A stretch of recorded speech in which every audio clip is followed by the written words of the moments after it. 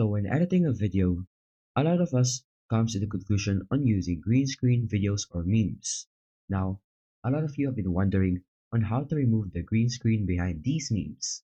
So in this video, I'll show you how to do it. So first, let's go ahead and add our green screen, which is this clip right here. Now once we've added our green screen, we can then go ahead to the effects button at the top right corner. And then you can see right here, the effects. You want to go and search and open the FX. Then type the 3D or the 3D. Then we want to go ahead and drag this and add it to our green screen. Now once we've added the 3D to our green screen, we can then go ahead and go right here.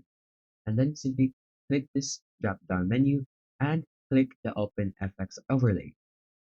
Now once we've set up the Open FX Overlay, we can then go ahead and draw a line on our green screen in the video itself.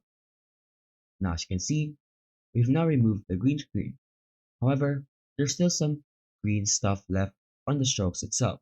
So we can just adjust it right here on the inspector and then simply just do some adjustings on the settings on the green screen in order to make it more and less green.